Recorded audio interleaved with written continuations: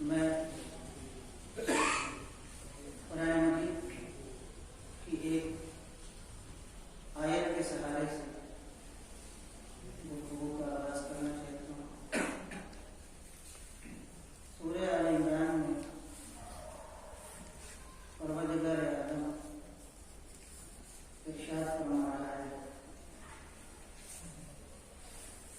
تو اللہ نے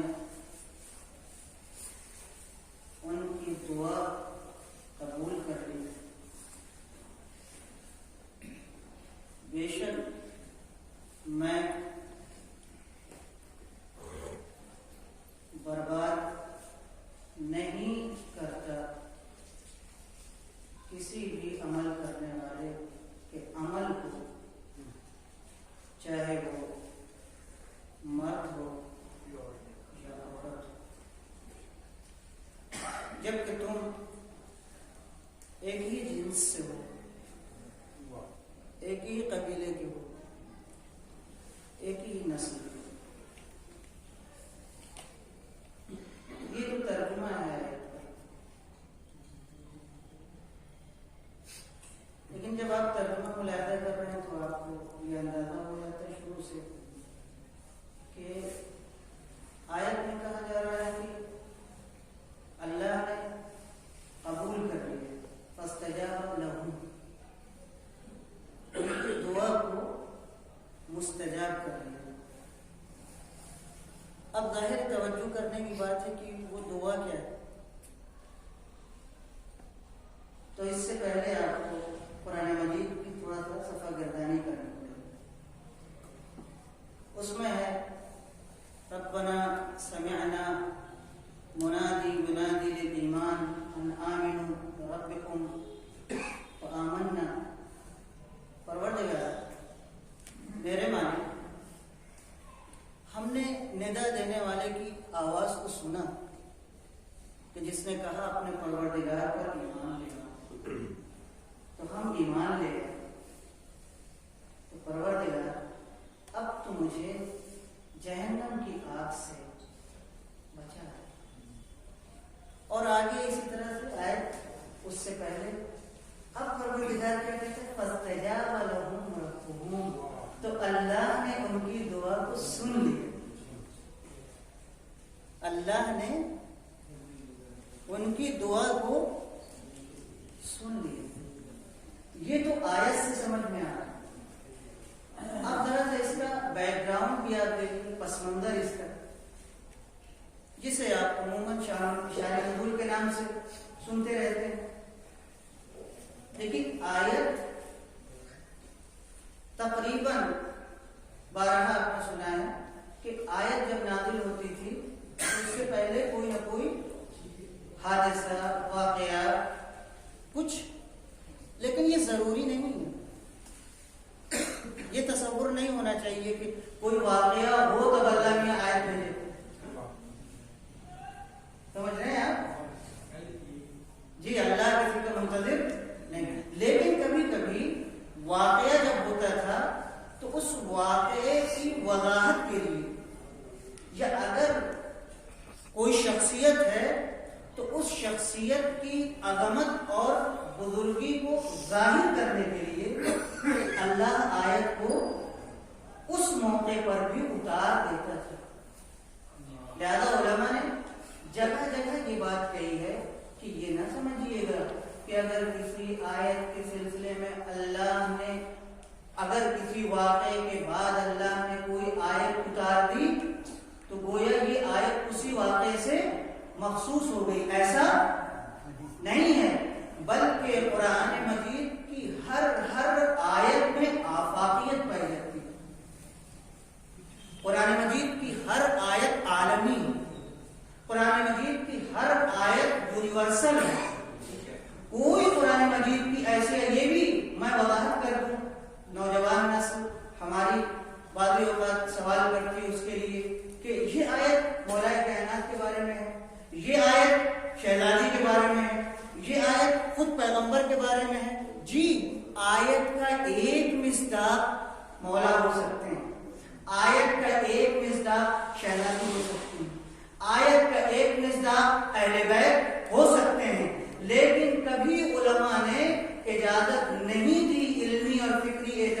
لے کہ فقط یہی مراد ہے، اس کے علاوہ کوئی اور مراد، توجہ چاہوں گا میں آپ کی. تو فاستجاب لهم ربهم میں یہاں کے اوپر شان نزول کے بارے میں یہ آیت اتری ہے. کہا جاتا ہے کہ ایک دن جناب ام سلمہ، تھوڑا سا وقت میں آپ کا یہاں لینا چاہتا ہوں، پھر آگے گزارش کروں گا. جناب ام سلمہ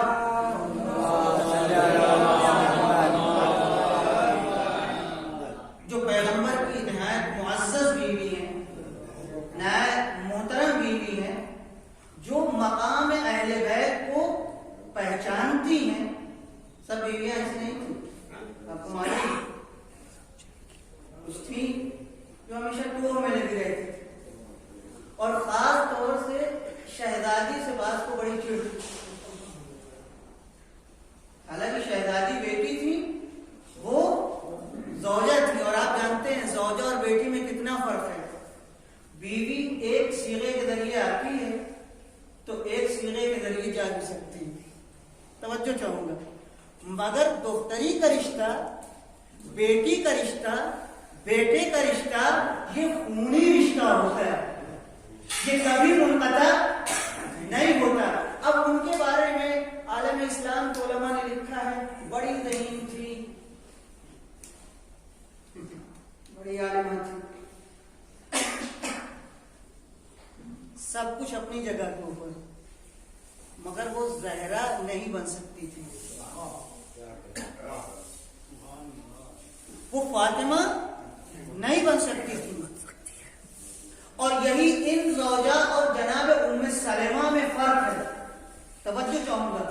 ہے یہ بھی بیوی محترمہ اور ہے وہ بھی بیوی، مگر فرق یہ ہے کہ ام سلمہ مقام اہل بیت کو پہچانتی ہیں.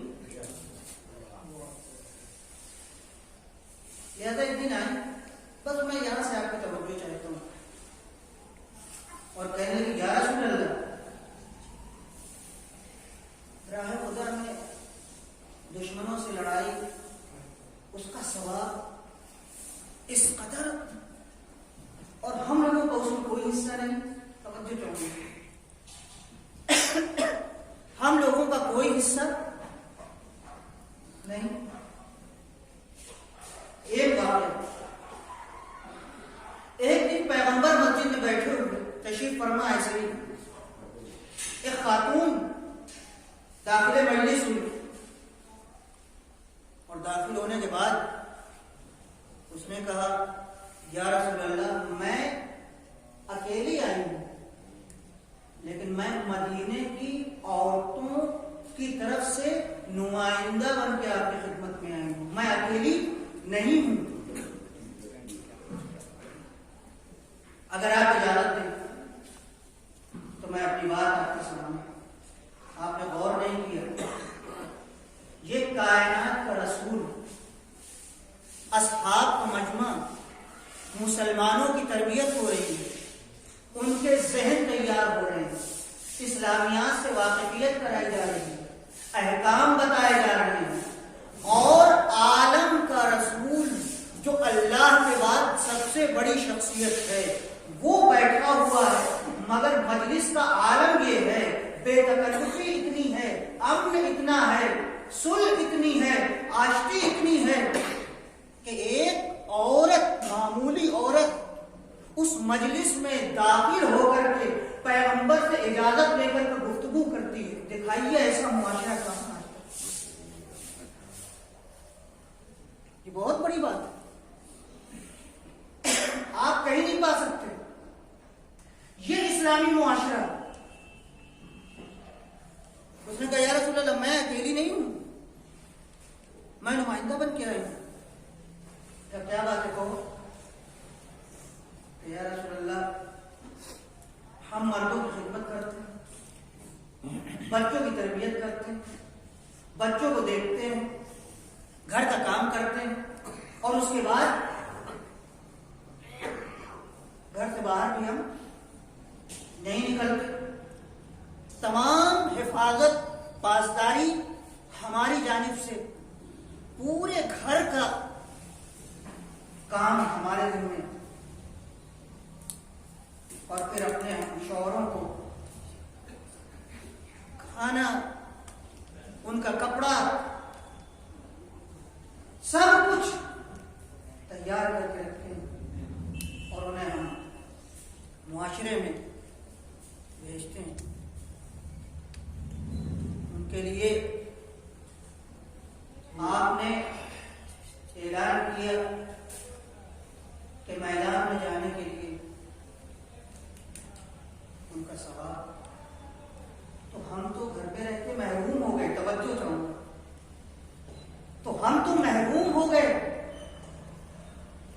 پیغمبر نے پہلے اصحاب سے کہا میرے ساتھیوں، میرے اصحاب، میرے ساتھ بیٹھنے والوں سنو، تم میں ہے کوئی جو اس عورت کی طرح سے اپنی بات کو مکمل طور پر پہنچا سکے؟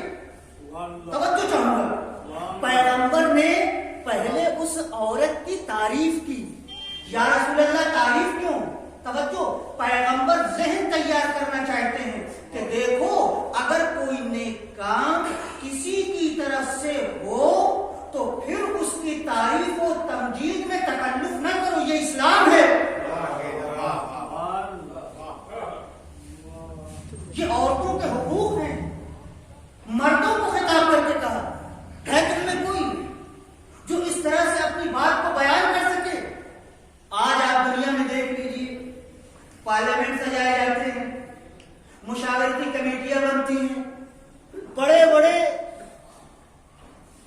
قوموں کے لیڈر وہاں بیٹھتے ہیں اور آخر میں کوئی مائک لے کر کے بھاگ رہا ہے تو کوئی گالی دے رہا ہے، کوئی کچھ کوئی کچھ. یہ اسلام کی نشست ہے. توجہ چاہوں گا، یہ اسلامی معاشرہ ہے کہ ایک عام عورت صحابیوں کی گھر سے نکل کر کے مسجد میں آتی ہے اور پیغمبر کے سامنے کھڑے ہو کر کے اپنے حق کی بات کہتی ہے. تنہا حق نہیں ملتا، تعریفیں بھی ملتی ہیں اور ادب قائم رہتا ہے، تہذیب قائم رہتی ہے. آج دنیا میں آپ چلے جائیں، آپ دیکھ لیجیے، میں اپنے دوستوں کے لیے، اپنے جوانوں کے لیے کہتا ہوں، کیونکہ اب لوگوں کے ہاتھوں میں جو ٹیکنالوجی ہے ساری چیزیں ہیں. آج ہمارے جوان ہم سے کہتے ہیں اسلام نے ہمیں کیا دیا؟ آپ کو پتہ نہیں، اسلام نے آپ کو جو کچھ دیا کسی نے سوچا بھی نہیں، دینا تو دور کی بات ہے، کسی نے سوچا بھی نہیں اور وہاں تک پہنچ ہی نہیں سکتا. اور اس کی ایک مثال یہ ہے کہ دنیا بہت زمانے کے بعد متوجہ ہوئی کہ عورت کا بھی حق بنتا ہے، بہت زمانے بعد. اور حق بھی جب دیا تو ایسے حق نہیں دیا کہ اس کا حقیقی معنوں میں حق ادا ہو جائے، فقط اسے بازاروں کی زینت بنا دیا، یعنی اس کی عفت کو قربان کر دیا. مگر کیا کہنا اسلام کا؟ 1400 سال پہلے صحابہ کی بیویوں کو تربیت کر کے اپنے گھر سے اپنی بیٹی کی تعلیم و تربیت دے کر کے باہر بھیج کر کے بتا دیا تنہا حق دینا ہی نہیں جانتے، شخصیت بھی ہم دیتے ہیں.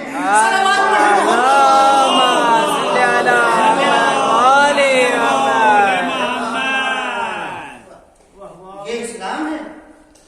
ہمیں سیرت فاطمہ کے اوپر گفتگو کرنا ہے. جناب ام سلمہ آئی اور کہنے لگی یا رسول اللہ، اور میدان قتال میں جاتے ہیں اور یہ ہوتا ہے وہ ہوتا ہے، ان کے لیے یہ ثواب ہے وہ ثواب ہے اور ہم لوگوں کے لیے کچھ نہیں. تو یہ آیت جو میں نے آپ کے سامنے پڑھی، فاستجاب لهم ربهم انی لا اضیع عمل عامل منکم، تو اس وقت پروردگار نے ان کی دعا کو قبول کر لیا اور پروردگار نے کہا اے پیغمبر ام سلمہ سے کہہ دو، اور ام سلمہ کے ذریعے سے تمام مسلمان عورتوں کو یہ پیغام پہنچا دو کہ اگر تمہارے پاس ایمان ہے، اگر تمہارے پاس اسلام ہے، اگر تم احکام دین پر عمل کرتی ہو تو اس میں کوئی فرق نہیں، چاہے تم مرد ہو چاہے تم عورت ہو، جو اجر مردوں کو ملے گا وہی اجر عورتوں کو بھی ملے گا.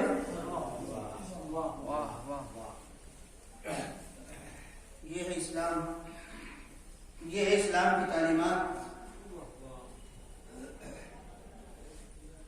اسلام نے سب سے پہلے پیغمبر کو اگر کچھ عطا کیا جس کو عطا کہا جائے تو وہ قرآن نہیں ہے، وہ اسلام نہیں ہے. اگر پیغمبر کو اللہ نے عطا کیا ہے تو وہ کوثر ہے.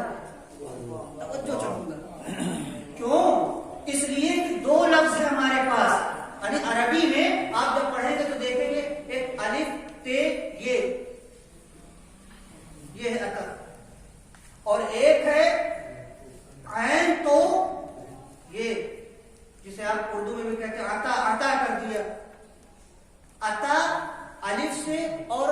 عطا عین سے میں فرق ہے. الف سے جو عطا ہوتا ہے اس کے معنی بھی دینے کے ہیں، مگر دے کر کے یہاں لیا جا سکتا ہے. توجہ چاہوں گا. لیکن اگر عین تو یہ سے عطا ہے تو عطا کا مطلب یہ ہے کہ اب دینے کے بعد واپس لینے کا امکان نہیں ہے. پڑھیے سورہ کوثر، اِنَّا أَعْطَيْنَاكَ الْكَوْثَرَ، اے پیغمبر میں نے تمہیں کوثر عطا کیا، یعنی ایک ایسی چیز عطا کی کہ جسے اب ہم واپس لینے والے نہیں ہیں. یا رسول اللہ، عطا کے معنی کیا ہے؟ اب رسول کی زندگی بتائے گی، پیغمبر کی سیرت بتائے گی، فاطمہ کا کردار بتائے گا، ان کی اولادیں بتائیں گی کہ یہ نسل اتنی بابرکت ہے کہ اللہ نے جو عطا کیا تو یہ مسلسل چشمہ چلا تو چلا، یہاں تک پہنچا کہ اسلام کو جب جب مدد کی ضرورت ہوتی ہے فاطمہ کی طرف سے خیر کثیر بڑھتا رہے گا. سلامت رہے گا.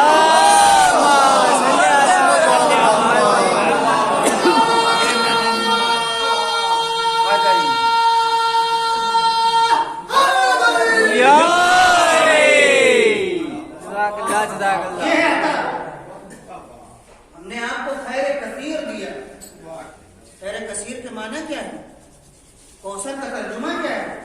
کیوں تو آپ سنتے رہتے ہیں ایک نہر ہے جنت میں، یہ سب معنی ہے، اس میں کوئی شک نہیں ہے. لیکن جو قریب اللفظ معنی ہے وہ یہ ہے خیر کثیر. خیر کا ترجمہ ہم اردو میں نہیں کر سکتے. اعتراف کر لینا ہی میں سمجھتا ہوں خیر کا مکمل ترجمہ ہے.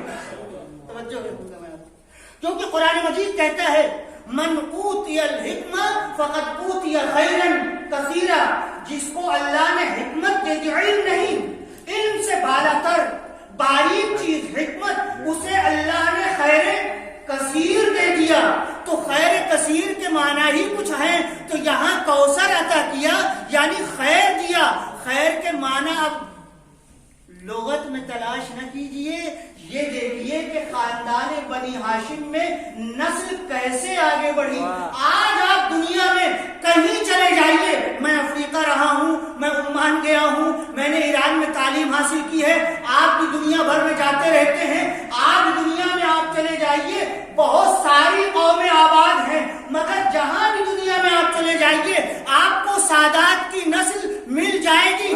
یہ مٹھی بھر لوگ کیسے دنیا میں پہنچ گئے، اور فقط پہنچے نہیں ہیں، آپ جہاں بھی جائیے گا جو علماء نے لکھا ہے، مفسرین نے ہمیں بتایا ہے کہ اگر دنیا میں کوئی علمی سطح پر، اسلامی سطح پر، انقلابی سطح پر کوئی بڑی میجر تبدیلی آئی ہے تو وہ سادات کے ذریعے آئی ہے، کسی اور کے ذریعے سے نہیں.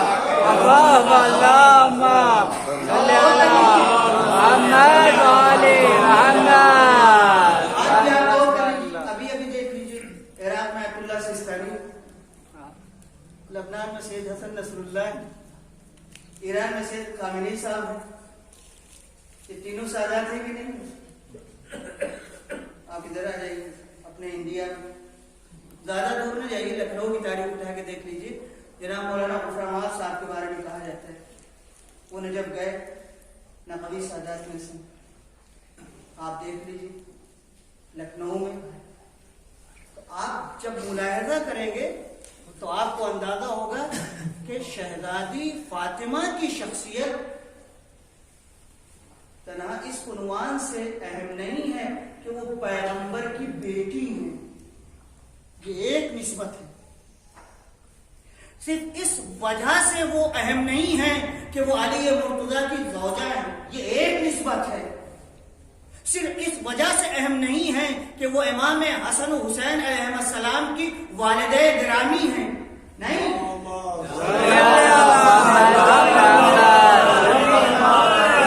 یہ ساری نسبتیں اپنی جگہ، لیکن جب آپ شہزادی کو خود مستقل ایک وجود کے طور پر ملاحظہ کریں گے تو آپ کو اندازہ ہوگا کہ حدیث کہتی ہے کہ محراب میں کھڑی ہوتی ہیں اور فرشتے نظارہ کرتے ہیں اور اللہ کہتا ہے میری کنیز کو دیکھو، رات میں اٹھ کر کے کیسے میری عبادت میں منہمک ہے. یہ شہزادی شب تاریکی مصلی عبادت ہے، تنہا ہے. ایک دن پیغمبر نے فرمایا اللہ نے 4 عورتوں کو دنیا میں منتخب کر دیا. اختار 4 من النساء، 4 عورتوں کو، مریم بنت عمران، آسیہ بنت مزاحم، خدیجہ بنت خویلد، فاطمہ بنت محمد.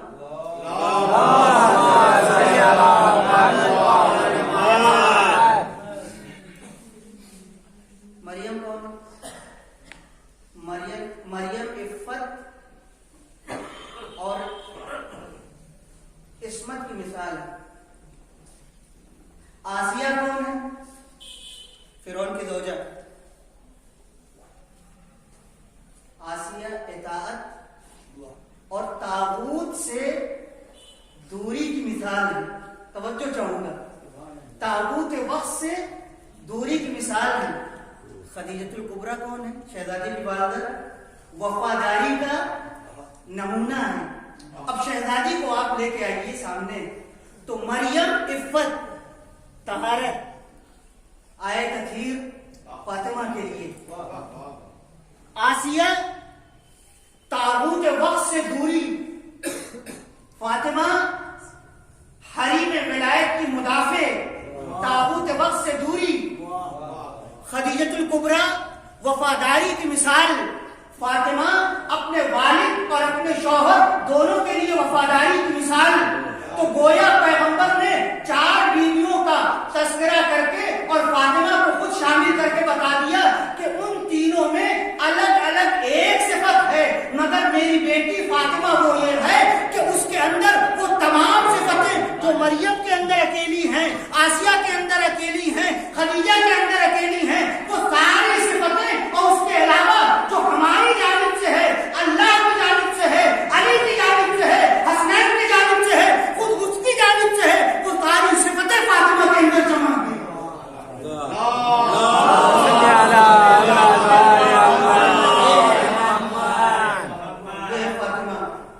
یہ شہزادی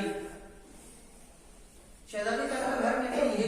بزرگ عالم دین نے یہ بات لکھی ہے اور یہ قابل غور بات ہے جو میں آپ کے سامنے نہ کر رہا ہوں. انہوں نے کہا کہ شہزادی کا گھر اور مسجد نبوی، جس میں مسجد میں پیغمبر نماز پڑھتے تھے، دونوں ملے ہوئے تھے.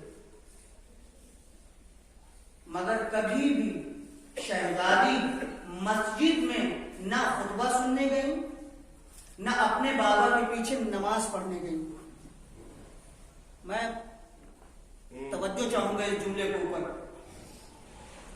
بالکل متصل، بالکل سمجھ لیجیے جیسے آپ کے اس کیمپس میں مسجد ہے، بلا تشبیہ ایسے ہی بالکل ملا ہوا.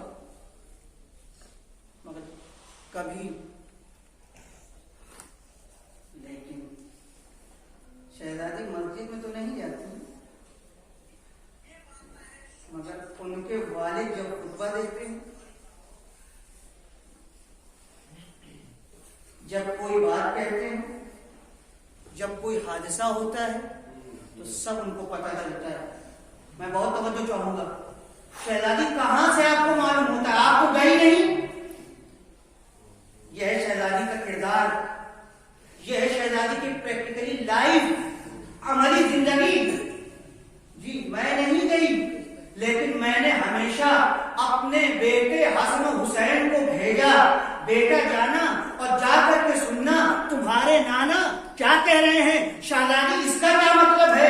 وہ تو معصوم ہے، وہ جائیں یا نہ جائیں کوئی فرق نہیں پڑتا. کہ نہیں، میں یہی تو بتانا چاہتی ہوں کہ جب بھی تمہارا بیٹا یا بیٹی گھر سے باہر جائے اور گھر کے اندر داخل ہو تو تم اس سے پلٹ کے پوچھو بیٹا تم کہاں گئے تھے، کیا سیکھ کے آئے ہو. اگر وہ کوئی اچھی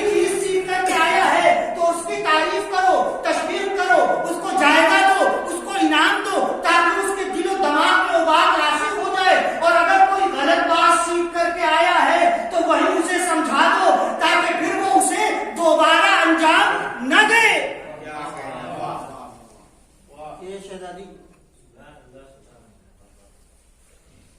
کبھی نہیں گئی اور کبھی جانے کی ضرورت بھی محسوس نہیں کی. ہاں اگر گئی، توجہ چاہوں گا، اگر گئی تو اپنے حق کے لیے. یہی تو جامعیت ہے فاطمہ زہرا کے کردار میں. جہاں ضرورت نہیں ہے شہزادی کو آپ نہیں دیکھیں گے، اور جہاں ضرورت ہے وہاں فاطمہ غائب نہیں ہے.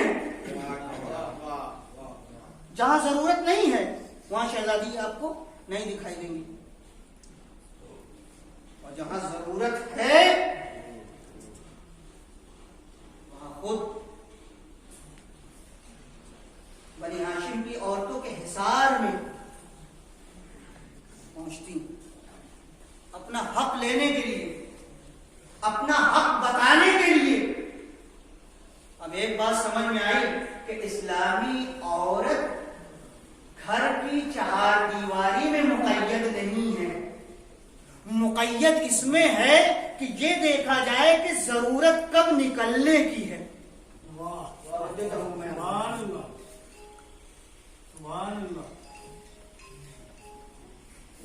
صدر اسلام کا واقعہ یہ خاتون ہے جس کا نام ہے ام ورقہ. میں بہت توجہ چاہوں گا، یہ چھوٹی چھوٹی باتیں ہیں آپ کے سامنے میں نقل کرنا چاہتا ہوں سیرت فاطمہ کے حوالے سے، پتہ چلے کہ کیا ہے سیرت، کیا ہے فضیلت. اصل میں ایک اسلامی عورت کا چہرہ کیا ہے، شخصیت.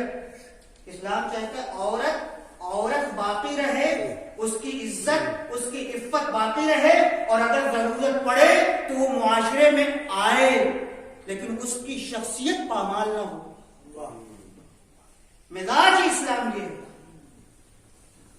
ام ورقہ ایک خاتون ہے. اس خاتون نے 7 غزوے میں شرکت کی ہے. غزوہ کہتے ہیں اس جنگ کو جس میں بنفس نفیس خود رسول خدا موجود ہو، اس کو کہا جاتا ہے غزوہ. 7 غزوے خود. یہ بتائیے مگر عورت سے جہاد ثابت نہیں ہے، عورت کے اوپر جہاد نہیں، میدان میں عورتوں کو نہیں لایا گیا ہے، تو یہ کیسے پہنچی؟ دیکھیے یہی ہے اسلام، یہی تعلیم. دیکھیے آگے جہاں پر انگریزی ہو رہی ہے وہاں ہمیشہ مسلمان سپاہی جوان، لیکن ان کی مدد کے لیے، ان کو پانی پلانے کے لیے، ان کو مرہم پٹی کرنے کے لیے، دیگر ضروریات کے لیے ہمیشہ. لہذا آپ شہزادی کے بارے میں پڑھیں گے کہ جنگ میں شہزادی کا کردار یہ تھا کہ گھر کے کام کرنے کے بعد آپ میدان میں جاتی تھی، سپاہیوں کی مدد کرتی تھی، پانی پلاتی تھی، مرہم پٹی کرتی تھی. اسی میں کی ایک خاتون جس کا نام ہے ام ورقہ، اس قدر اس نے خدمت کی ہے اسلام کی، اس قدر میدان میں گئی ہے، اس قدر بڑھ بڑھ کر کے اس نے سپاہیوں کی خدمت کی ہے، پیغمبر کی خدمت کی ہے کہ پیغمبر اس کو لفظ شہیدہ کے نام سے یاد کرتے تھے، لقب دے دیا تھا شہیدہ. لیکن یہ اسلامی عورت ہے.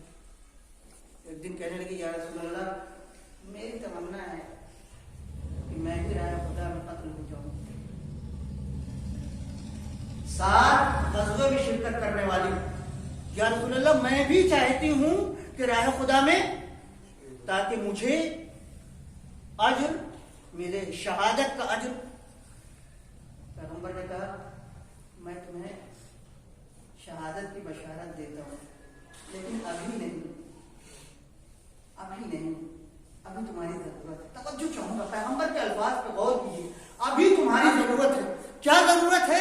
دیکھیے یہ اسلامی عورت ہے، اس لیے کہ یہ عورت عورتوں میں قرآن مجید کی قراءت کرتی تھی، قرآن مجید کی تعلیم دیتی تھی، پیغمبر کی جانب سے جا کر کے پیغمبر کے احکامات کو پہنچاتی تھی، تلاوت قرآن کرتی تھی، پیغمبر کی طرف سے امامت کرتی تھی عورتوں کی. فکری کام، علمی کام نہیں، آپ نے غور نہیں کیا. اگر عورتوں کے ذہن کو آمادہ کر دیا جائے اور ان کے ذہن کی اصلاح ہو جائے تو معاشرے کی خود بخود اصلاح ہو جائے گی. میں تمہیں بشارت دیتا ہوں، تم رائے مدر میں مانی جاؤ، لیکن ابھی نہیں. جاؤ اپنے قبیلے میں، اور جس طرح سے تم پہلے ہماری جانب سے امامت کیا کرتی تھی، قرآن مجید کی تلاوت کرتی تھی، احکام بتاتی تھی، ویسے ہی اس پر سنے گیا. ایسی نہیں تھی. سپاہی کہتا ہے کہ میں نے دیکھا اس خاتون کو میدان میں سپاہیوں کی مدد کر رہے تھے، مگر تیر انداز تھی، بہترین تیر چلانے والی. کسی نے آ کے اس سے کہا تجھے پتا ہے یہ اسلام اور کفر کی بات ہے، روم اس وقت تھا اور وہ عیسائیت کا مرکز تھا، اور یہ تاریخ میں ہے، آپ کو ملے گا کہ بہت شدید آپس میں تنازع ہوا اور سپاہیان اسلام کو اترا. یہ عورت بھی وہاں پر موجود ہے. کسی سپاہی نے آ کے کہا تجھے پتا ہے وہ فلاں شخص جو دکھ رہا ہے اس نے تیرے شوہر کو اس سے پہلے شہید کیا. وہ اتنا کہنا تھا کہ پھر یہ سپاہی کہتا میں نے اس کو دیکھا کہ جیسے کوئی بات ہی نہیں ہوئی. وہ اسی جگہ زمین پر نہایت اطمینان سے بیٹھ گئی اور تیر کو کمان میں جوڑا. میں نے اس سے کہا کیا کرتی ہو؟ ارے وہ تمہارے نزدیک آ رہے ہیں. مگر اس نے جیسے سنا ہی نہیں اور اس کے بعد تیر چلایا. تیر جا کر کے دونوں آنکھوں کے درمیان اس قاتل کے لگا اور وہیں گر گئی. میں نے دیکھا کہ 4 لوگ ہماری طرف بڑھ رہے ہیں. ایک گوشے میں ہم لوگ دشمنوں میں گر گئے اور بقیہ لوگ ادھر ادھر فرار کر رہے ہیں. میں نے کہا کہ یہاں سے نکلو، مگر اس نے ایک نہیں سنی.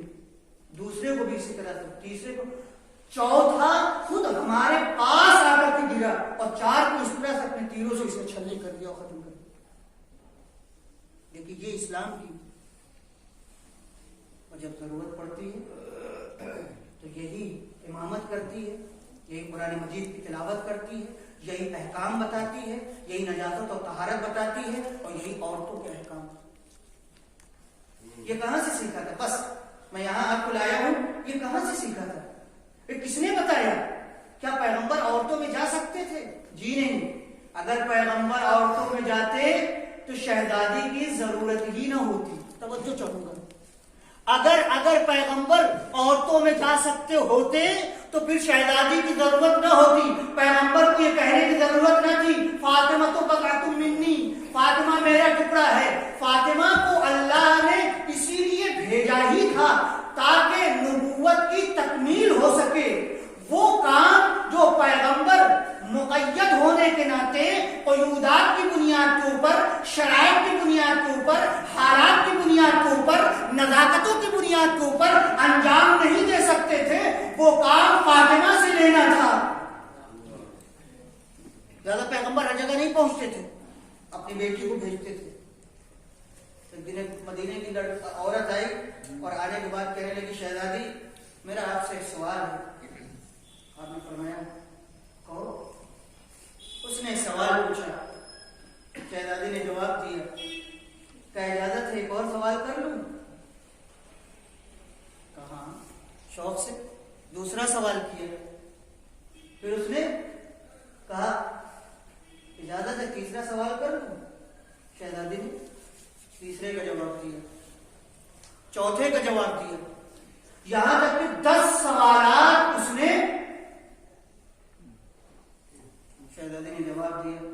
اس نے شرمندگی کا احساس کیا کہ شہزادی میں نے آپ کو تھکا دیا، معاف کیجیے گا، میں آپ سے سوال کرتی چلی گئی، میں آپ سے شرمندہ ہوں.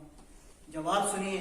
شہزادی نے کہا شرمندہ یہ بتاؤ کہ اگر کسی سے کہا جائے کہ تم یہ بوجھ جو یہاں اوپر رکھا ہوا ہے بہت وزنی ہے، فلاں جگہ اس ٹیلے پہ پہنچا دو اور میں تمہیں اس کے بدلے میں 1,00,000 دینار سونے کا سکہ 1,00,000 دینار دوں گا، تو کیا وہ اس بوجھ کو وہاں تک پہنچائے گا؟ ہاں بالکل پہنچائے گا، کیونکہ اتنی بڑی اجرت 1,00,000 سونے کا دینار۔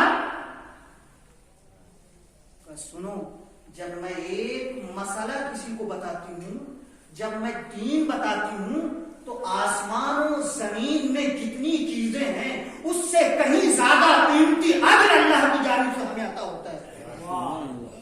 سبحان اللہ، یہ ذہنیت تھی، یہ شہزادی انہی نے ذہنیت بنائی تھی مدینے کی عورتوں کی۔ آپ سمجھیں گے 1400 سال پرانا قصہ ہے، گزر گیا، آج کے زمانے میں کہاں؟ جی نہیں، میں آپ کو لے جانا چاہتا ہوں، زیادہ دور نہ جائیے، آپ کے پڑوس میں ایک ملک، اپنا ملک، آپ کو یاد ہوگا عراق ایران، جو ہماری ایج کے ہیں یا ہم سے 8 سال یہ جنگ چلی تھی۔ آپ جب تاریخ پڑھیے گا انقلاب اسلامی ایران کی، مردوں سے آگے آگے عورتیں آپ کو دکھائی دیں گی، مردوں سے آگے آگے۔ انہوں نے یہ کہاں سے جذبہ لیا، کہاں سے سیکھا؟ آپ ان کی ہسٹری پڑھیے، اور زندہ قوموں کی علامت ہے۔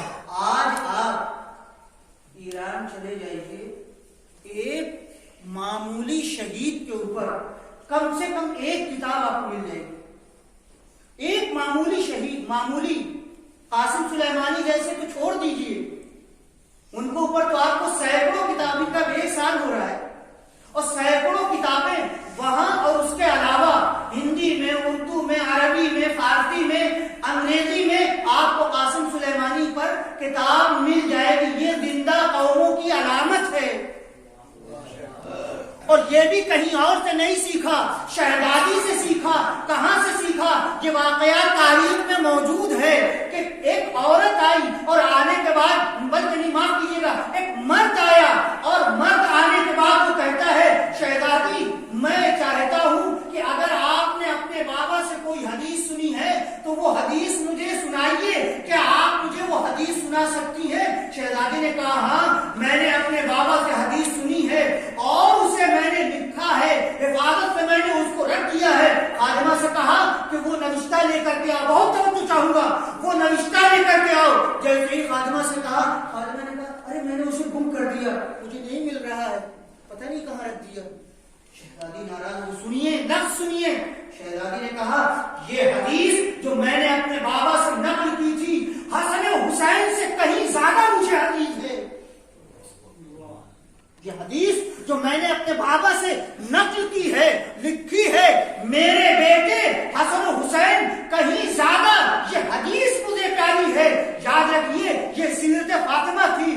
جہاں زندہ قومیں ہوتی ہیں وہاں سب چیزیں لکھی جاتی ہیں، محفوظ کی جاتی ہیں، پڑھی جاتی ہیں۔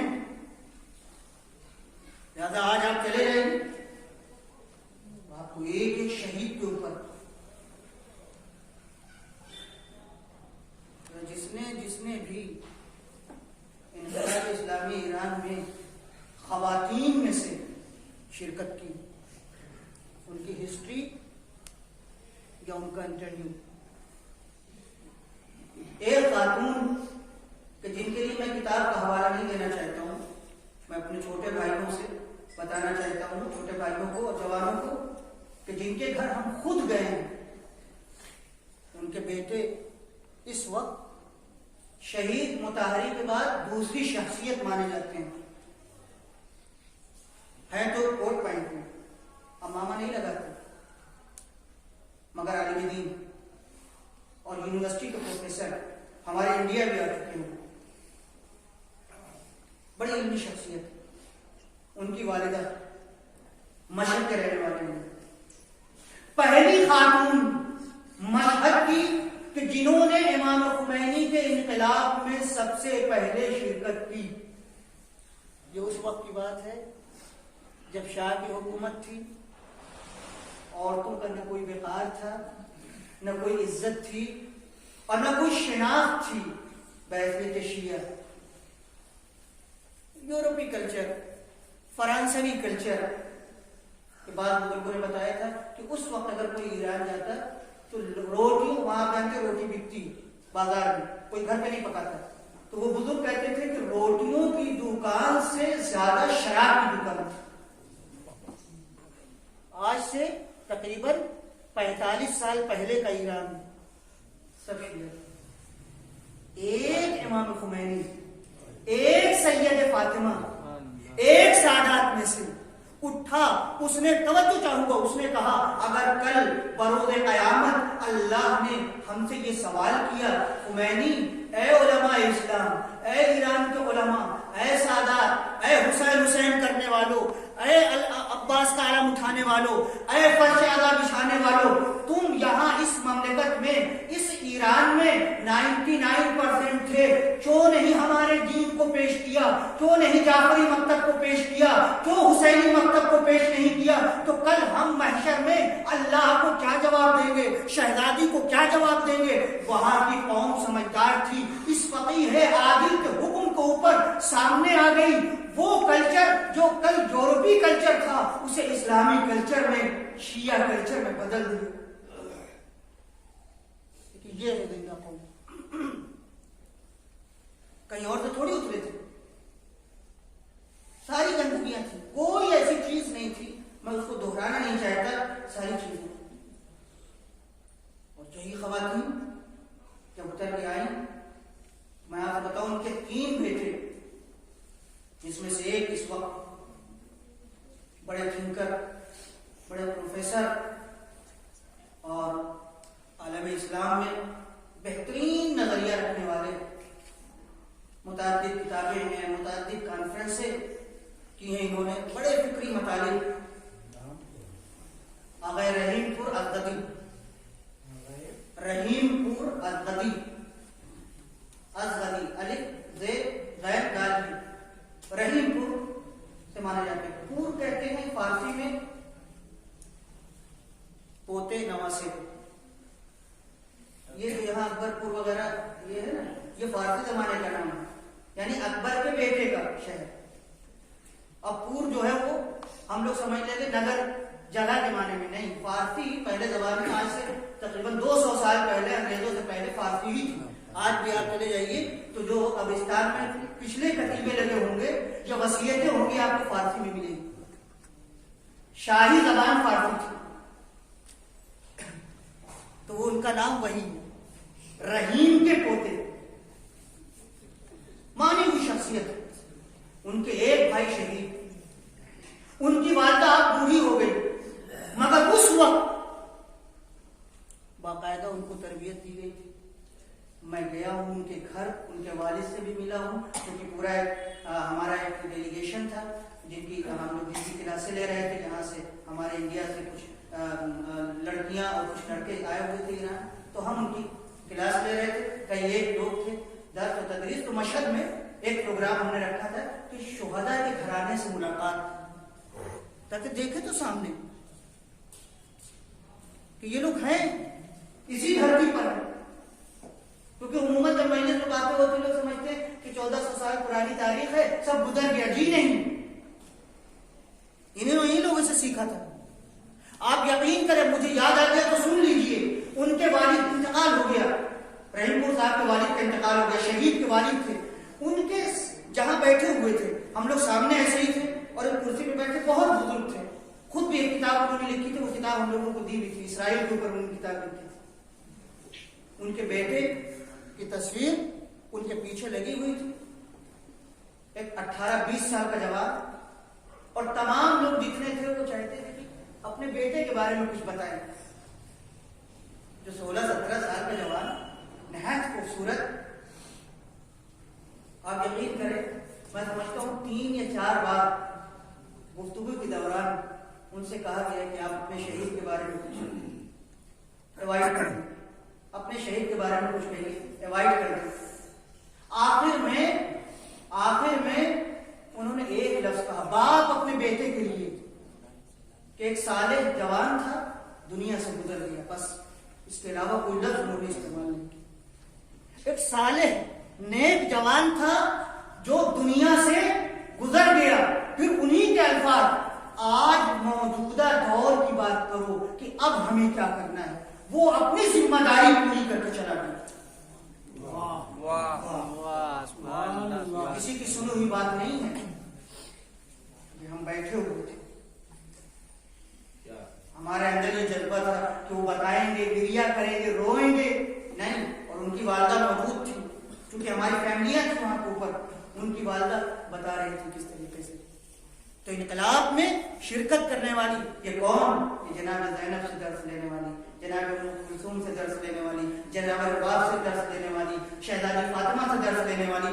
آج اگر سیرت و کردار فاطمہ پر گفتگو ہو تو اس حوالے سے بھی ہونا چاہیے کہ زندہ مثال بھی اس دنیا میں کہیں ہے، تاکہ ہماری جوان لڑکیاں انہیں دیکھ کر کے آئیڈیل بنا سکیں۔ سبحان اللہ، سبحان اللہ، سبحان اللہ۔ ہماری ماں اور بہنوں کے رول ماڈل یہ نہیں ہیں جو پیپروں میں ہیں، یہ نہیں ہے جو آپ کو میڈیا پہ دکھائی دیتے، نہیں، یہ سب ڈائیورس کیا جا رہا ہے، سب الگ کیا جا رہا ہے۔ ہمارا اپنا مضبوط کلچر ہے، ہماری اپنی ایک شستہ و رفتہ ثقافت ہے، تہذیب ہے، ہم حسینی ہیں، ہم کربلائی ہیں۔ نوحہ پڑھنا ہو تب بھی آپ کے پاس تہذیب ہے، مجلس پڑھنا ہو تب بھی آپ کے پاس تہذیب ہے۔ اگر کوئی عورت، کوئی خاتون باہر نکلنا چاہتی ہے تب بھی اس کے پاس تہذیب اور ثقافت اور کلچر ہے۔ کہیں سے ہمیں قرض لینے کی ضرورت نہیں ہے، سبحان اللہ، کہیں سے ہمیں مانگنے کی ضرورت نہیں ہے۔ وہ ہم کو پڑھا دیں، اس یونیورسٹی سے ہم لے لیں، جی نہیں، آئے دنیا ہم سے سیکھے، ہم سے لے کر کے جائے۔ آج آپ دنیا میں کہیں چلے جائیے، دکھائیے ایسی کوئی یونیورسٹی کہ جہاں بچہ بھی بیٹھا ہو، جوان بھی بیٹھا ہو، بوڑھا بھی بیٹھا ہو، لڑکی بھی بیٹھی ہو، اس کی ماں بھی بیٹھی ہو، ایک ہی جگہ ایک ہی معلم، اور سب کے لیے وہاں کے اوپر کلاس ہو رہا ہو اور سب اپنے اپنے اعتبار سے لے رہے ہوں۔ آج آپ دنیا میں پیسہ خرچ کیجئے تب بھی آپ کو وہ من چاہی تعلیم نہیں مل سکتی، مگر یہ منبر ہے، اس کی برکت ہے، قرآن یہاں سے ملتا ہے، تفسیر یہاں سے ملتی ہے، روضہ یہاں سے ملتا ہے، یہاں سے مسائل ملتا ہے، فضائل یہاں سے ملتے ہیں، اور آپ کو فلسفہ یہاں سے ملتا ہے، عرفان یہاں سے ملتا ہے، تاریخ یہاں سے ملتی ہے، جو چیز آپ چاہیے یہاں سے ملتی، کہیں دنیا میں آپ کو اتنے کلاسز اس وقت نہیں مل سکتے۔ سبحان اللہ، سبحان اللہ۔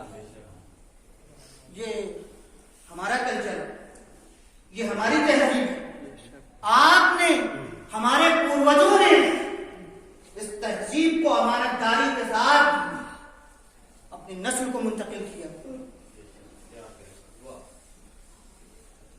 یوں ہی تھوڑی اکٹھا ہوتے ہیں لوگ۔ یہ جگہ امام سجاد نے کہا ہے، بہت توجہ چاہوں گا میں آپ کی، فرمایا ہے پروردگار سے خطاب کر کے، میرے مالک، شاید میں اپنے جوانوں سے اس لفظ پہ خاص توجہ چاہتا ہوں کہ یہ امام سجاد کی دعا کا ایک فقرہ ہے جسے میں آپ کے سامنے نقل کر رہا ہوں۔ وہ کہتے ہیں، میرے مالک، شاید تو نے مجھے علماء کی مجلس سے دور پایا تو تو نے مجھے اپنے سے بھی دور کر دیا۔ اللہ اکبر۔ صحیفہ سجادیہ پڑھ دیا، پروردگار تو نے دیکھا کہ میں علماء کی مجلس میں حاضر نہیں ہوں، دانشوروں سے دور ہوں، متفکرین سے دور ہوں، تو اس لیے تو نے مجھے اپنے سے دور کر دیا۔ اور اب یہ حدیث بھی سن لیجیے، ایک حدیث کا مفہوم ہے کہ جب تک زندہ ہو 3 چیزوں سے اپنے کو دور نہ کرنا، علیحدہ نہ رکھنا۔ نمبر 1 مسجد، نمبر 2 قرآن، نمبر 3 عالم بعمل۔ توجہ چاہوں گا، نمبر 1 مسجد۔ کیوں مسجد؟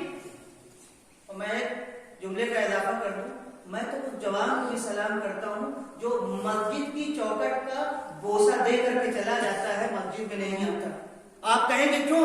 اس لیے کہ اس سے پوچھو تم اپنے گھر کی چوکھٹ کیوں نہیں چومتے, یہاں کیوں چومتے ہو, تو وہ بتائے گا کہ یہ اللہ کا گھر ہے. اگر یہ بات اس کے دل میں ہے تو کل اسے یہ بھی توفیق نصیب ہوگی کہ وہ مسجد میں بھی آئے گا, لہذا اسے دور نہ کرو. آنے دیجیے, اسے آنے دیجیے, اسے مسجد کی چوکھٹ کو سلامی دینے دیجیے, چومنے دیجیے. امام باڑے کو اگر چوم کے جاتا ہے تو اسے نہیں, ارے کبھی آئے نہیں مسجد, نہیں, ہم دور کرنے کا سبب بنتے ہیں مسجد سے دور. کیوں؟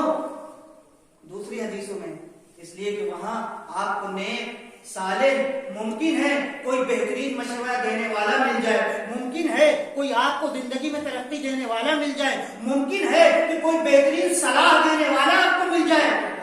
لہذا مسجد سے اپنے کو دور نہ رکھو, اور اگر تمہیں کوئی نہ ملے تو کم سے کم اللہ کا گھر ہے, گناہ سے تو دور رہو گی.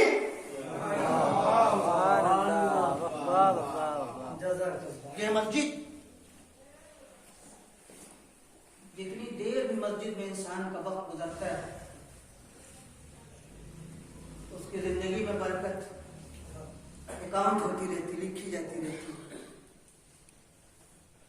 قرآن, کیوں قرآن مجید کے بارے میں بڑی حدیثیں.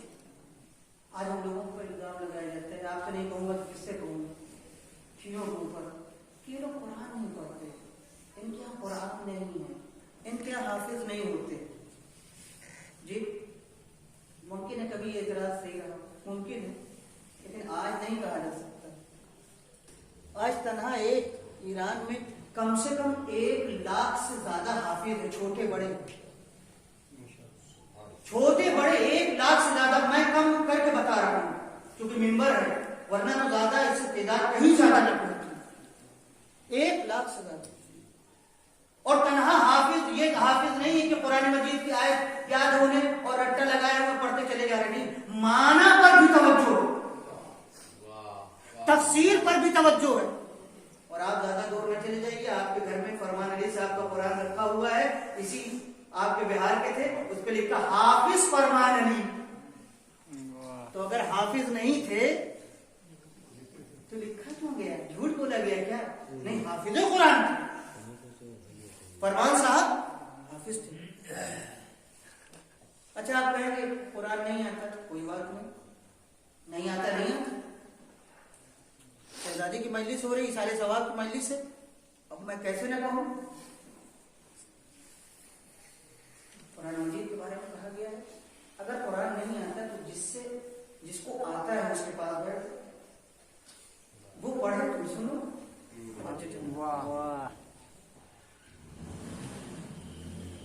آنکھ نہیں ہے, اللہ اکبر, کتنا عظیم ہے قرآن مجید. آنکھیں نہیں, دیکھ نہیں سکتے, کوئی بات نہیں, ہاتھ تو وضو کر کے قرآن مجید کی آیتوں کو چھوتے جاؤ, ہم سب کو تلاوت کا ثواب دیتے جائیں گے. یہ ان کے لیے جس کو قرآن نہیں آتا, اور جس کو آتا ہے اس کے لیے علامہ فیض کاشانی نے کہا قرآن مجید کے لیے 2 پروگرام ہمیشہ ہونا چاہیے, ایک تلاوت قرآن کا, ایک فکر در قرآن کا. توجہ چاہوں گا, جن کو قرآن مجید آتا ہے تنہا تلاوت پر اکتفا نہیں کرنا چاہیے, تلاوت زینہ ہے, تلاوت مقدمہ ہے, تاکہ قرآن مجید میں فکر کی جائے. اور جب تم قرآن مجید میں فکر کرو گے تب تمہیں پتا چلے گا کہ کیسے جوہر نایاب اس قرآن مجید میں رکھے گئے ہیں.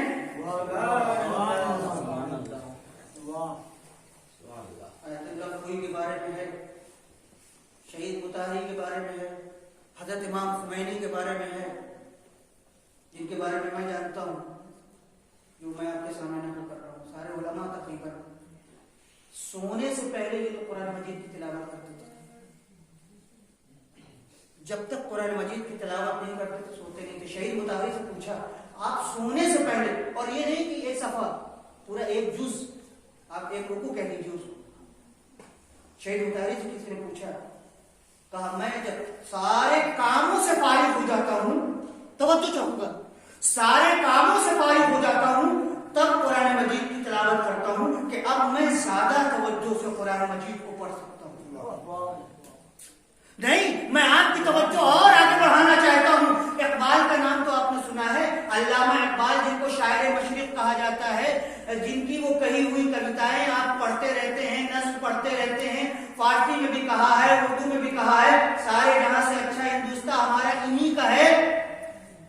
لب پہ آتی ہے دعا بن کے کیا ہے دوستو؟ تمنا میری. آگے والا مسئلہ کیا ہے؟ زندگی. کس کا کہا ہوا کلام ہے؟ علامہ اقبال. آج سے انشاءاللہ یاد رکھیے گا، اقبال نام یاد رہنا چاہیے ہم لوگ، بہت اہم، خصوصاً جوانوں کے لیے. یہ کہاں پڑھے تھے معلوم ہے؟ بزرگ بتایا گیا لندن میں پڑھے تھے. تعلیم ان کی کہاں مکمل ہوئی؟ لندن میں. بیرسٹر تھے. تعلیم ان کی مکمل ہوئی ہے لندن میں. جب ان کا زندگی نامہ اٹھائیے گا، جیونی نامہ اٹھائیے گا سوانح حیات، تو آپ کو اس میں ملے گا. ایک دن اقبال ابھی چھوٹے تھے، نوجوان تھے، بیٹھے ہوئے قرآن مجید کی تلاوت کر رہے تھے. ان کے والد ادھر سے گزرے. کہا اقبال کیا کر رہے ہو؟ کہا بابا قرآن پڑھ رہا ہوں. کہا بیٹے جب قرآن پڑھ لینا تب میرے پاس آ جانا. اقبال نے قرآن ختم کیا اور اپنے والد کے پاس گیا. کہا بیٹا میں نے صرف اس لیے تم کو بلایا ہے کہ آج کے بعد تمہیں خیال ہے جب بھی قرآن مجید کی تلاوت کرو تو تمہارے ذہن اور دل میں یہ ہونا چاہیے کہ تمہارا مالک تم سے خطاب کر رہا ہے. آگے سنیے، علامہ اقبال کہتے ہیں میرے والد نے اس جوانی میں مجھ سے کہا تھا، اس کی مٹھاس آج تک میں محسوس کرتا ہوں.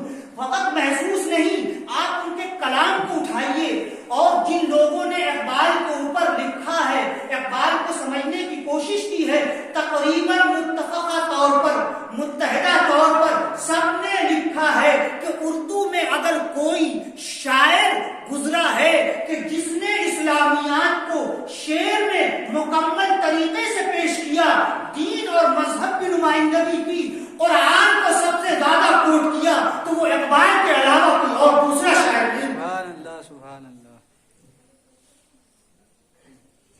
یہی اقبال کہتے ہیں فاطمہ زہرا کے لیے، یہی اقبال کہتے ہیں شہزادی کے لیے، آسیہ گرداں و لب قرآن سرا. کیا پوچھتے ہو فاطمہ کے بارے میں؟ کیا پوچھتے ہو بنت رسول کے بارے میں؟ وہ چکی چلاتی رہتی تھی، وہ قرآن مجید کی تلاوت کرتی رہتی تھی. اقبال نے واقعاً پڑھا ہے، اقبال نے واقعاً اسلام کو پڑھا ہے. اور یہی نہیں، فاطمہ سے عقیدت اتنی زیادہ گہری ہے، اتنی زیادہ گہری ہے. توجہ چاہوں گا میں آپ کی. فارسی میں یہ بھی میں فقط ترجمہ کرنا چاہتا ہوں. اقبال کہتے ہیں خدا کی قسم اگر دین محمدی کا پاس و لحاظ نہ ہوتا تو میں تربت فاطمہ پر جا کر کے وہاں کے اوپر زندگی بھر طواف کرتا رہتا. کون؟ اقبال. کس کے لیے؟ شہزادی کے لیے.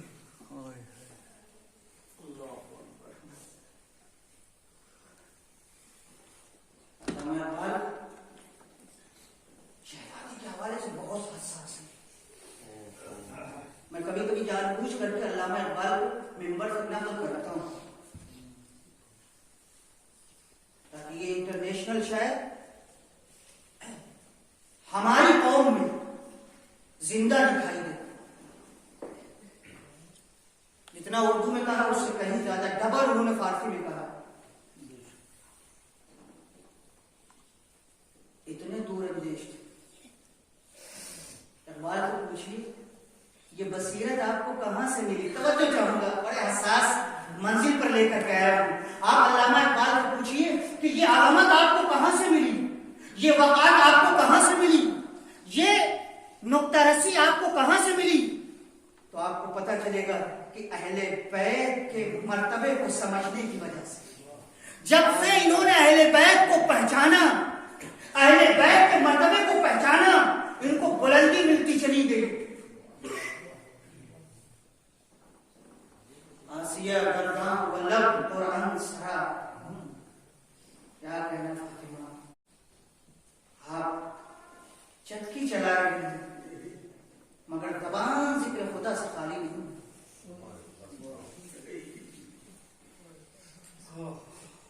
یہ قوم کی خاتون ہے، یہ اسلام کی خاتون اول ہے۔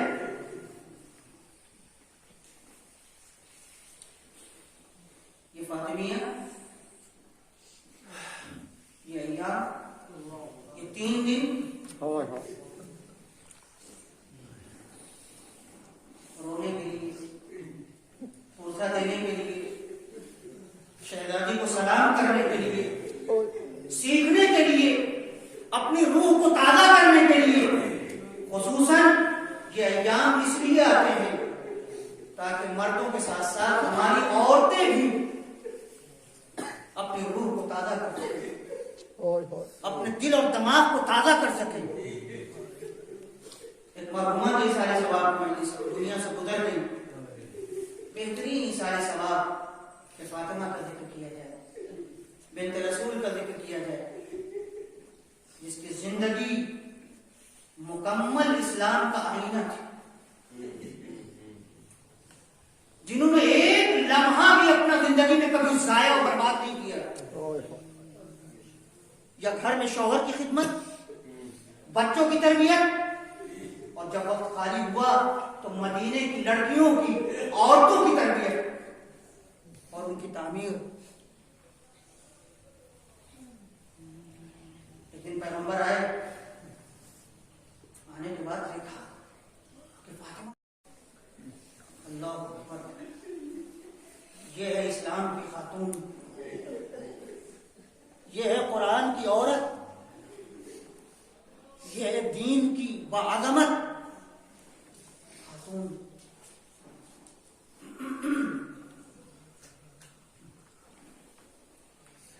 پیغمبر تشریف فرما، شہزادی آ گئی، پیغمبر اپنی جگہ سے اٹھا اور وہیں بٹھایا جہاں خود بیٹھے ہوئے تھے۔ اے فاطمہ، تم تو میرا ٹکڑا ہو۔ اے فاطمہ، تمہیں دیکھ مجھے خوشی ہوتی ہے۔ اے فاطمہ، تم میری آنکھوں کی ٹھنڈک ہو۔ مختلف تعبیر ہے حدیث کی، بہجت قلبی، قرۃ عینی، ثمرۃ فؤاد۔ مگر اس کے بعد امت کا کردار نرالا ہے، امت کا برتاؤ نرالا ہے۔ جہاں پیغمبر اپنی بیٹی سے اتنی محبت کرتے ہیں اور مدینے کے لوگ دیکھ رہے ہیں کہ پیغمبر فاطمہ کو کتنا چاہتے ہیں، وہی بیٹی اپنے بابا کی وفات کے بعد ناسیہ پڑھتی خطبۃ علیہ مصائب خطبۃ علیہ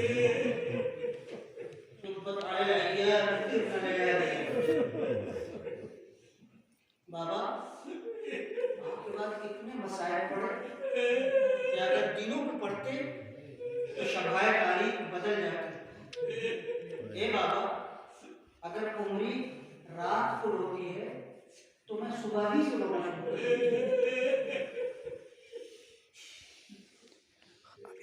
بابا، میرا دل گھبراتا ہے تو میں آپ کی تربت پر آتی ہوں، آپ کو ندا ختم کر کے ہم بنا لیکن بابا آپ جواب نہیں دیتے۔ یہ مرسین کے الفاظ ہیں فاطمہ۔ بابا میں آپ کو پکارتی ہوں مگر بابا آپ مجھے جواب نہیں دیتے۔ ایک دن ام ایمن کو بلایا اور کہا ام ایمن، مختلف روایتیں ہیں، میں حجرے میں جا رہی ہوں، جب تک میری تسبیح و تحلیل کی آواز سمجھ لوں دنیا میں، اور اگر آواز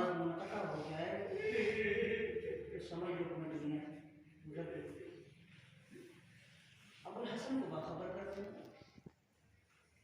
میرے بچوں کو باخبر کر دینا۔ بعض علماء کہتے ہیں کہ یہ بھی کہا کہ میں میرے بچوں کو ایسے ہی خبردار نہ کرنا، پہلے انہیں کھانا کھلانا، پھر اس کے بعد بتانا کہ تیری ماں نہیں۔ عمرانہ کہتے میرا دل دھڑک رہا تھا، میں پریشان تھی۔ شہزادی اپنے حجرے میں قبلہ رو تسبیح و تحلیل کر رہی تھی، میں بار بار حجرے کے پاس آتی تھی اور مطمئن ہو جاتی تھی، لوٹ جاتی تھی۔ ایک مرتبہ میں نے دیکھا کہ آواز بند ہو گئی، دوڑی ہوئی آئی، میں نے شانہ ہلایا، بی بی بنت رسول کوئی آواز نہیں ہے۔ میں سمجھ گئی کہ فاطمہ دنیا سے گزر گئی، دوڑی ہوئی مسجد کی طرف گئی، اپنے مولا سے کہا آقا میرے مولا بنت رسول نے ساتھ چھوڑ دیا، آقا گھر میں تشریف لائیے۔ باب ادب در خیبر کو اکھاڑنے والے علی کا حال یہ ہے کہ جیسے ہی فاطمہ کی وفات کی خبر سنی زمین پر گر گئی اور مسجد سے گھر آتے آتے دیر لگ گئی۔ حسن و حسین کو اپنے ساتھ لیے حجرے میں تشریف لائے، کاغذ رکھا ہوا تھا، کاغذ کو اٹھایا، کاغذ میں لکھا ہوا تھا کہ میں گواہی دیتی ہوں کہ اللہ کے علاوہ کوئی معبود نہیں، محمد اللہ کے رسول ہیں، قرآن اللہ کی کتاب ہے، قیامت آنے والی ہے، حساب ہونے والا ہے۔ اے ابو الحسن، بہت توجہ چاہوں گا، اے ابو الحسن مجھے معاف کر دیں، جب میں دنیا سے گزر جاؤں تو خود اپنے ہاتھوں سے مجھے حضور کفن دے، اور دیکھو مجھے رات کی تاریکی میں کفن پہنانا اور رات کے سناٹے میں مجھے دفن کر دو۔ فاطمہ یہ رات میں دفن ہونے کی بات کیوں ہو رہی ہے؟ اور اس لیے کہ فاطمہ نہیں چاہتی تھی کہ وہ زخم جو پہلو پر لگا ہوا تھا علی اس کو دیکھے اور ناپتہ ہو، یعنی فاطمہ کو اتنا بھی پسند نہیں تھا کہ علی کو کوئی تکلیف پہنچے۔ جیسے ہی مولا نے یہ نوشتہ پڑھا دار و قطار رونے لگے، ایک مرتبہ آواز دی حسن و حسین آؤ اپنی ماں سے رخصت ہو۔ ارباب ادب روایت میں ملتا ہے ایک مرتبہ امام حسن آگے بڑھے، امام حسین آگے بڑھے، حسن حسین ماں کے پیر کو بوسہ لینے لگے، مگر حسین نے جملہ کہا اماں زندگی میں جب تک آپ اپنے سینے سے نہیں لگاتی تھی میں آپ کے پاس نہیں آتا تھا۔ حسین ماں کے سینے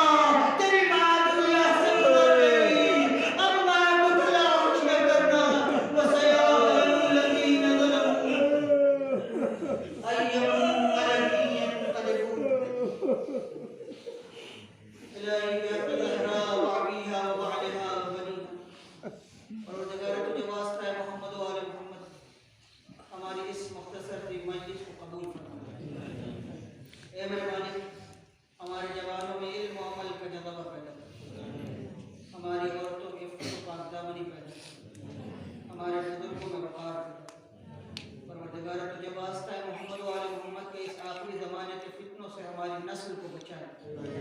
پروردگار جو بیمار ان کو شفائے کامل و عاجل عطا فرما. جو مقروض ہیں ان کے قرضوں کو ادا فرما.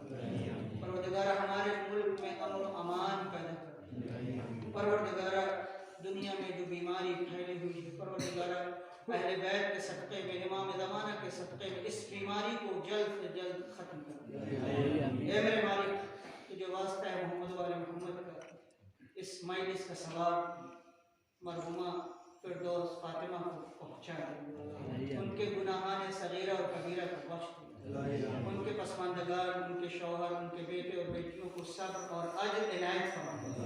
پروردگار جتنے مرحومین اس دنیا سے گزر چکے ہیں انہیں جوار اہل بیت میں جگہ دے دے. علماء اعلام کا سایہ ہمارے سروں پر قائم ہوتا ہے. پروردگار اسی طرح سے ہم اہل بیت کے لیے مصائب اور فضائل کے فرش بچھاتے رہیں. ربنا تقبل منا انك انت السميع العليم. ایک مرتبہ پھر آپ سے گزارش ہے کہ سورہ حمد اور 3 مرتبہ سورہ قل اللہ پڑھ کر مرحومہ فردوس فاطمہ بنت جناب سید اختر حسین صاحب عیسیٰ